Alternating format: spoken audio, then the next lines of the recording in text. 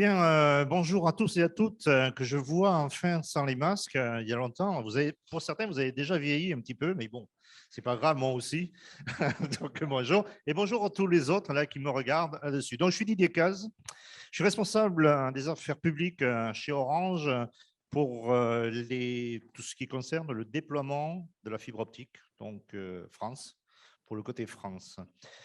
C'est un sujet dont on parle souvent, très souvent, et donc je voulais quand même en remettre une petite couche, parce que tout à l'heure on m'a tendu la perche, on m'a tendu vraiment la perche, on a parlé de certaines choses, on a parlé du FTTH, donc je vais vous parler aussi du FTTH. Avant tout, bon, pour ceux qui ne connaissent pas Orange, je sais pas, bon, il y en a peut-être encore qui ne connaissent pas Orange, j'ai fait juste... ah oui, voilà, il ne faut pas que j'oublie. J'ai fait une bêtise. Ah oui. Ah ben oui, ben je l'ai mis à l'envers.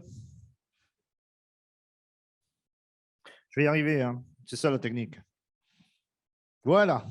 Donc, je vous présente très rapidement Orange en 2 slides seulement, simplement pour ceux qui ne savent pas qui on est encore. Bon, donc 142 000 salariés, ce n'est pas totalement anodin, de par le monde, sur 26 pays, nous sommes présents. Nous sommes quand même la 8e marque mondiale des télécoms, ce qui fait qu'il y a beaucoup de sollicitations pour des formes de partenariat. Et on n'accepte pas toujours parce que c'est clair qu'avec un logo qui pèse, qui est 8e au niveau mondial, ça a une valeur, hein, une certaine valeur. Nous sommes numéro 1 donc, de la convergence en Europe. Et bon, puisqu'on parlait tout à l'heure de tout électrique et tout ça, donc j'ai relevé aussi, je ne vous l'ai pas mis là exprès volontairement, mais je l'ai relevé, c'est que nous sommes fortement engagés sur la planète aussi, par rapport pour la planète. Notre consommation actuellement d'électricité, et pourtant, vous savez, avec nos data centers et tout ça, nous sommes quand même assez fortement. Il y a déjà 31% qui est d'origine non renouvelable. Donc, on a fait un effort, on fait un effort et on a un objectif d'en arriver à 100% d'ici 2040. Mais déjà, pour l'instant, un bon tiers, donc c'est de l'énergie renouvelable, ce n'est qui pas rien. Autre chose, dernier slide pour vous montrer quand même que nous sommes présents un peu partout, notamment sur le côté France, où nous tirons souvent, et nous sommes locomotives aussi sur nos territoires, sur le plan économique, en matière d'investissement dans les réseaux. Je vais vous parler beaucoup réseaux, puisque c'est surtout la direction des réseaux que je représente. Donc quand même presque 5 milliards d'euros par an investis sur les réseaux, ce n'est pas rien. Pour ceux qui disent qu'on ne fait rien pour les réseaux existants, par exemple le cuivre, souvent on nous a attaqué en nous disant vous ne faites rien là-dessus. Sachez que tous les ans, on met 500 millions d'euros pour faire du curatif, certes, mais on est là, 500 millions, ce n'est pas rien quand même par an. Alors bon, voilà, c'est là. Nous avons 259 millions de clients, mais en même temps, nous faisons vivre en France nous adressons 400 000 emplois. C'est-à-dire qu'il y a les emplois directs Orange, payés avec le logo Orange, et il y a tous nos sous-traitants derrière, et ça correspond donc à 400 000 personnes derrière qui vivent grâce à nous. Donc, cœur des marchés. Et après, bon, alors, j'ai entendu tout à l'heure M. Gravier dire, bon, c'est ça, on fait toujours attention à ceux qui feront autre chose que leur cœur de métier. C'est vrai, nous sommes des banquiers aussi. Nous sommes aussi banquiers, donc nous avons 1,2 million de clients Orange Bank et on fait plein d'autres choses aussi à côté. Bon, c'est pas, voilà, hein, il faut savoir diversifier aussi, voilà. Alors, moi, contrairement à mon prédécesseur, ben moi, je vous fais le quiz tout de suite, si vous êtes d'accord.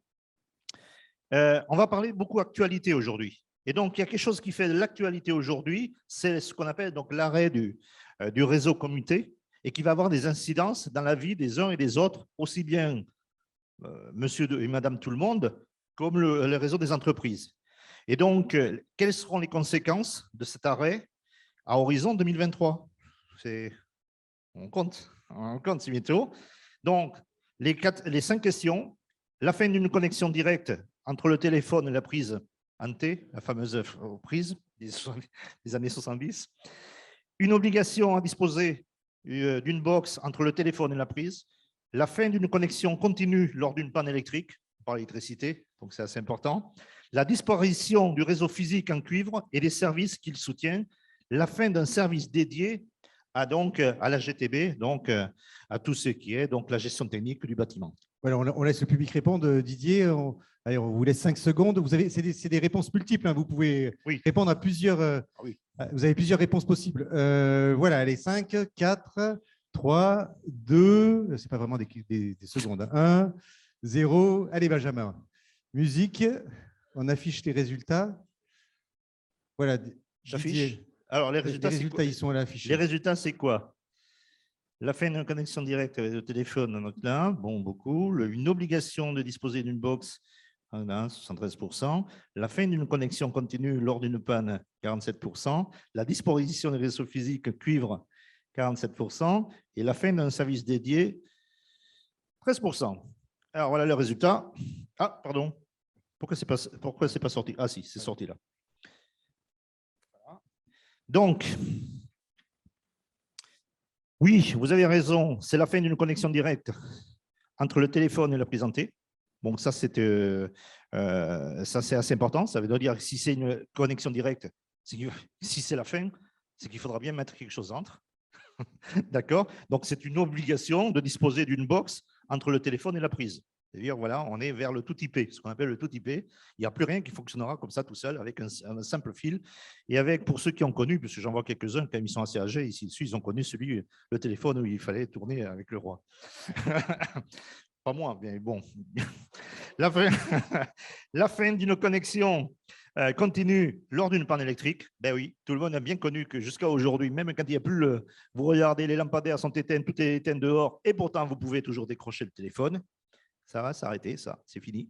Voilà, c'est la fin.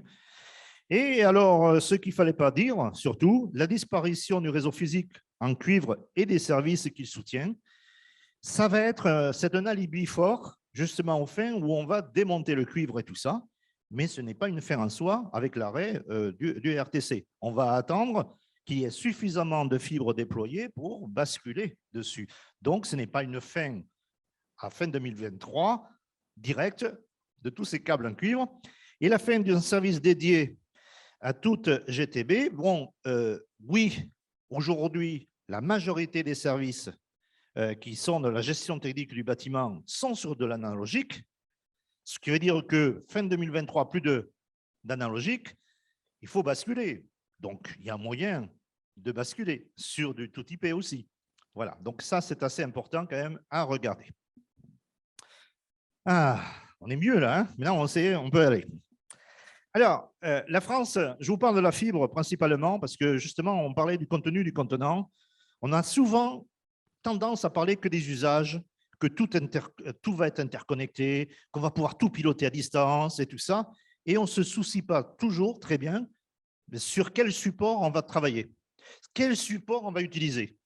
Et ça, c'est super important quand même. Donc, nous avons choisi, comme vous le voyez et comme je vais vous le dire régulièrement, on a choisi parmi l'ensemble des réseaux disponibles autour de nous, de s'orienter uniquement sur deux. D'une part, comme support, d'avoir la fibre optique, et le gouvernement y a fortement aidé et contribué à faire qu'il y ait ce choix technologique à la fin, ce qui fait que le rythme même des déploiements, même en période de Covid, a fait qu'on a été leader et que nous sommes le leader européen en matière le mieux doté, le pays le mieux doté en matière d'accès au très haut débit via la fibre optique. Cocorico, une fois de plus. Alors, ça avance fortement. Je vous parlais tout à l'heure, on va garder deux réseaux. Eh bien, on va garder la fibre optique de ce fait et on va garder donc la 4 et 5G. Vous avez bien vu dans l'actualité que ça y est, on a mis un moratoire sur la 2G et la 3G. Donc, ceux qui ont momentanément basculé sur la 2G, il va falloir basculer sur la 4 et 5G derrière. Donc, voilà. Donc, l'idée, c'était qu'il valait mieux basculer directement sur la fibre. Bon, c'était plus rapide. Alors, il y a une chose que je voulais simplement vous dire aussi, c'est que je parle d'Orange. On est une fantastique société, une grosse société, un grand groupe, mais nous ne sommes plus les seuls en France. C'est-à-dire qu'en matière de déploiement de réseaux, des infrastructures, il y a au moins 8 opérateurs d'infrastructures. Si bien qu'aujourd'hui, quand vous avez un problème d'infrastructure chez vous, localement, ou départementalement parlant, vous devez vous poser la question, qui est l'opérateur d'infrastructure local? Et là, il y a une carte directe qui passe là, je vous ai mis l'adresse, mais vous le trouvez sur le site de l'ARCEP. Et là, vous tapez votre adresse et on vous dit quel est l'opérateur d'infrastructure. Et en plus de ça, on vous dit quels sont les services et tout ça que vous retrouvez avec les différents FAI. Donc, vous voyez, aujourd'hui, il faut être autonome, j'allais dire, c'est que c'est soi-même, on fait son marché. Et donc, en même temps, quand on a un problème avec des poteaux, avec des choses, avec des réseaux locaux, ben, il ne faut pas dire c'est toujours la faute d'Orange. Il se peut que ce soit plus Orange et que ce soit un autre. Donc, c'est assez intéressant quand même à remarquer. Alors, autre chose aussi, c'est les bons résultats. J'ai dit on est les meilleurs, on est les champions du monde de déploiement en France. Eh bien, à fin 2021, 29 700, 30 millions de locaux étaient éligibles à la fibre. 30 millions. Alors, sur un potentiel de 42.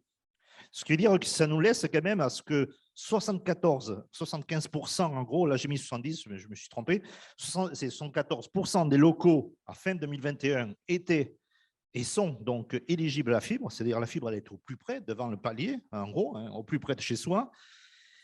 Et en même temps, il y a 14,5 millions de clients sur la fibre.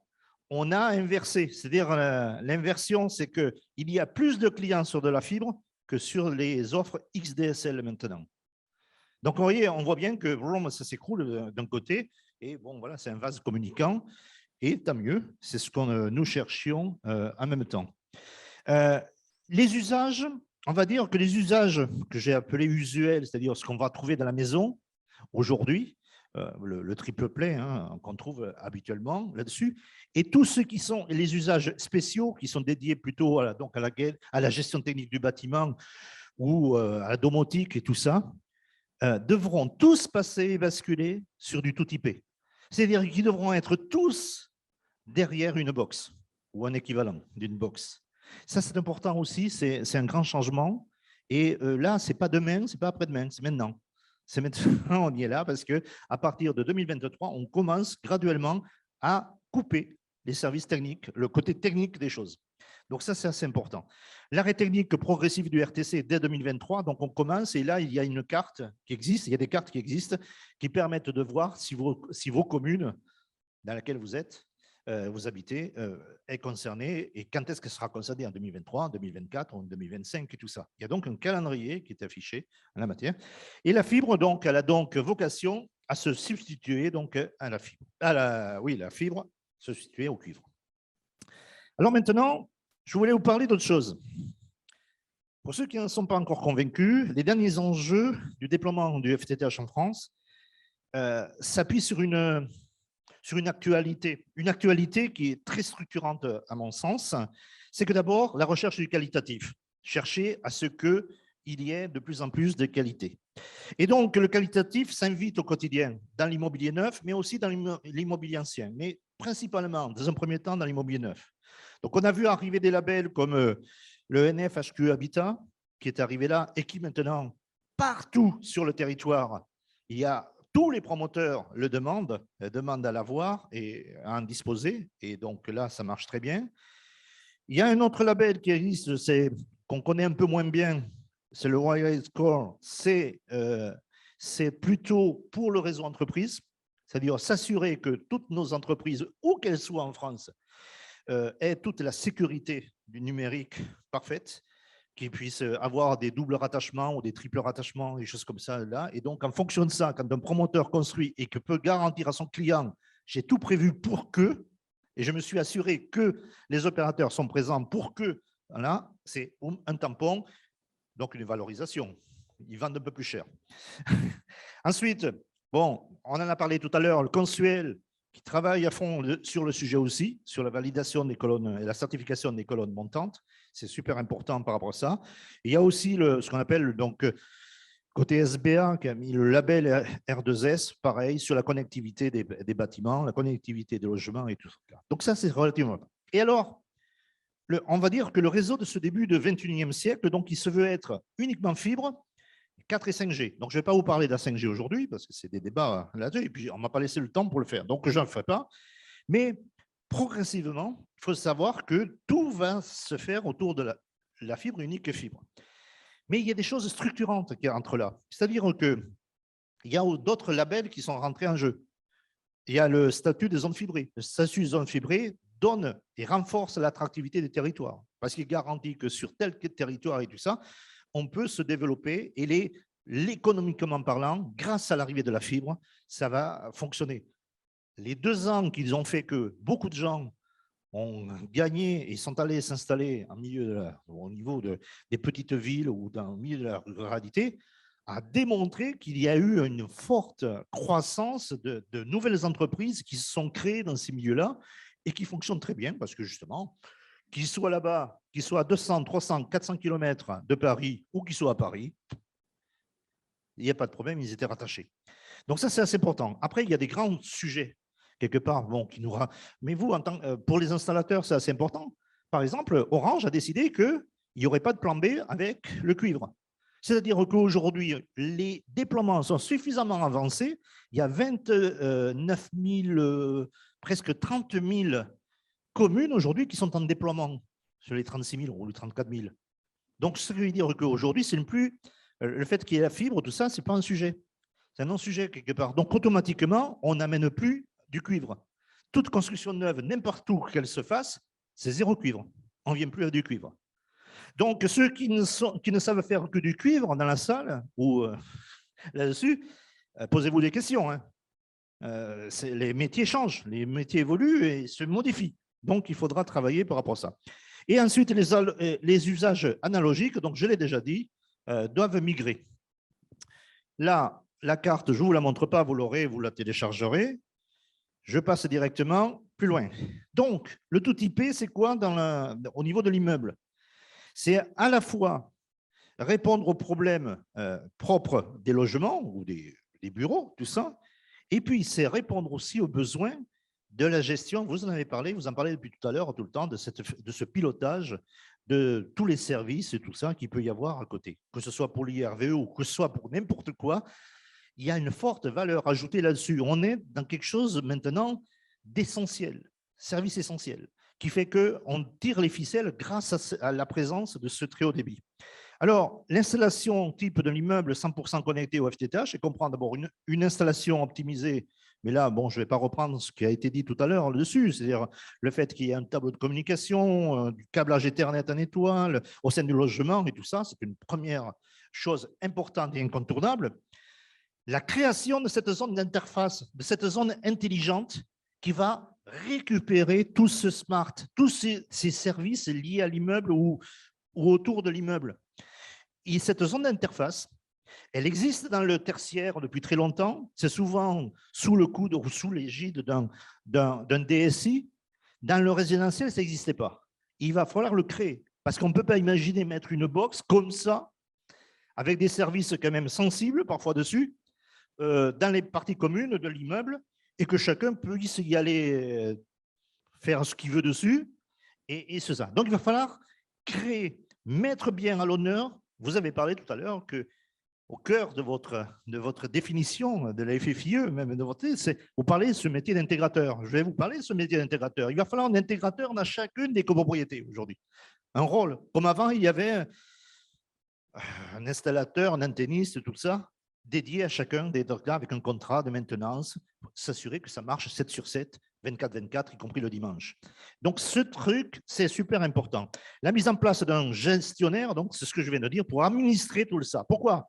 Parce que celui qui a l'ascenseur, celui qui fait le relevé des pompes de relevage ou truc là, ou celui qui s'occupe du chauffage ou les capteurs de différentes choses, c'est pas chacun qui va venir et qui va aller se plugger sur la box derrière comme il veut. Il faut qu'il y ait un vrai administrateur. Et ça, c'est un vrai métier. Donc, il doit rentrer dans le milieu de la copropriété. Et pour terminer, enfin, pratiquement, je ne sais pas si ça se voit bien. Oui, ouais, ça se voit bien. Je voulais dire qu'on est bien dans les usages, le service essentiel multi-usage. On adresse, donc, comme je viens de le dire, en d'autres mots, on adresse aussi bien tout ce qui est propre au logement, ce que vous voyez depuis votre canapé, la vie qu'il peut y avoir simple, même au sein du logement. Et puis, il y a tout ce qu'il y a à côté. Et là, il y a différents métiers. Il y a différents métiers, il y a différents acteurs que vous devez, vous, professionnels, on est aussi dans du B2B ici, principalement, donc vous allez être amenés. C'est-à-dire vous allez y avoir ces fameux opérateurs d'infrastructure dont j'ai dit tout à l'heure, il y en a plusieurs. Il y a les opérateurs d'immeubles et qui vont être là au sens même de gérer la colonne montante pour le logement, en gros. Et puis, il y a l'opérateur commercial qui vous amène, vous choisissez celui que vous voulez pour le service, le FAI que vous avez envie. Ça, c'est pour le logement, toute la partie résidentielle, on va dire, ou bureau. Mais pour la partie, on va dire, gestion technique du bâtiment, là, il va falloir donc créer ce fameux coffret dédié à ça, dont ça a été déjà parlé tout à l'heure. Et là, il va falloir un nouveau, pour ça j'ai mis le new job, c'est qu'il y a un intégrateur qui va arriver là et qui va gérer cet ensemble-là au service. Il va se faire rémunérer en fonction, en passant des contrats avec les copropriétaires ou les grands bailleurs.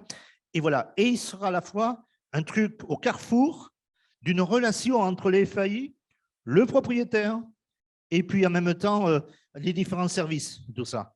Donc, c'est quelque chose de relativement important.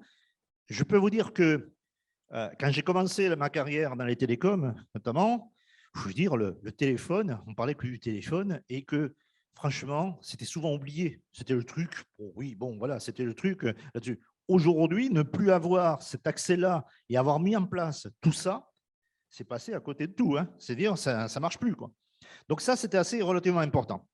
Et donc, la conclusion, c'est que c'est compliqué tout ça, c'est pas simple, il faut être accompagné, il faut savoir se faire accompagner.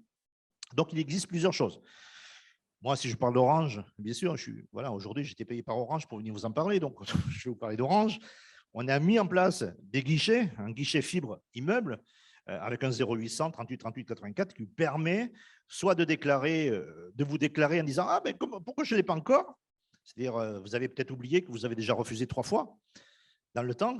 Mais bon, mais en tout cas, vous pouvez vous redéclarer en disant « Je la veux ». Ça, c'est la première chose. Ou alors, déclarer que c'est un grand foutoir, c'est que ce n'est pas très terrible, qu'il y a eu des dégradations, qu'il y a des choses comme ça. Et donc, c'est l'endroit unique où vous pouvez être pris en charge avec notre propre plateforme.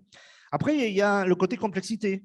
Vous dites, là, tout à l'heure, je vous parle d'un coffret, le coffret d'interface et tout ce truc-là, là-dessus. Il y a des guides qui existent sur ce sujet-là, il y a des explications qui ont été faites. On a pris les meilleurs de la filière pour ceux autour de la table décréter et écrire ce qu'il fallait mettre en place. Et aussi bien qualité que Consuel, que les installateurs, tout ça, étaient autour de la table, y compris les opérateurs. On a écrit des guides, je vous invite à les télécharger, ce sont des référentiels qu'il faut télécharger directement, c'est gratuit, donc téléchargez, n'ayez pas peur de les télécharger. Et prochainement, à partir du mois de mai, je fais du teasing, un petit peu de teasing, parce que lire un guide, c'est toujours un peu… on ne l'a jamais au bon moment quand on en a réellement besoin, parfois, et puis lire un guide de 300 pages, parfois, bon, voilà, ce n'est pas transcendant. Donc, on a créé des applis, une application qui s'appelle FTTH Mode d'emploi, et à partir de cette application, vous allez pouvoir retrouver toutes les données d'une manière vulgarisée, comme une notice d'emploi pour construire un meuble que vous auriez acheté dans un grand magasin. Et après, pour terminer, donc les 2 autres contacts, c'est que vous voulez savoir qui est l'opérateur local d'infrastructure. C'est celui de droite, là, vous avez une carte interactive que vous pouvez avoir. Et si par contre, vous avez besoin de conseils en ingénierie et tout ça, dans vos métiers, pour faire des colonnes montantes et tout ça, on a un autre 0800 qui vous permet de vous assister. Merci à tous. Voilà, on peut applaudir Didier. Merci Didier pour cette présentation. Alors, je vais te poser une petite question. La question que je voulais te poser, c'est qu'effectivement, aujourd'hui, vous avez mis en place une infrastructure numérique. Et donc, aujourd'hui, c'est plutôt les services qui sont en train de se développer autour de cette infrastructure que vous avez déployée. Oui, c'est-à-dire qu'on a construit ces autoroutes, hein, il fallait construire les autoroutes. C'est que tout le monde a tendance à se dire, je vais simplement vous dire, c'est que tout à l'heure, je disais, le gouvernement a une chance, nous impacte à tous. Pourquoi? Ils ont fixé comme deadline que 80% de la France devait être fibrée en 2022, par hasard. Bon, par hasard. Donc, il y a des choses comme ça. On a dit, il faut construire ces fameuses autoroutes. Donc, c'est gagné. On est en train de les construire. On ne les a pas finis, mais on est en train de les construire. Derrière ça vont se développer des usages. Et là, quand on a entendu tout à l'heure les propositions, il faut piloter ceci, il faut piloter cela, et là-dessus. Ben, c'est ça. Si l'autoroute n'existe pas, ça ne sera pas fait. Donc, les usages. Et donc, on dit toujours qu'à l'heure actuelle, on ne connaît même pas un dixième des métiers de demain sur ce sujet-là. C'est-à-dire qu'il va y avoir du service derrière pour faire en sorte que le monde rural, l'agriculture s'en sert beaucoup déjà. Beaucoup de gens font en sorte qu'il faut que ça soit connecté. Et donc, les usages vont arriver dessus, mais sans autoroute. On peut pas. Voilà. Donc, on voit. Merci Didier pour cette présentation. Donc,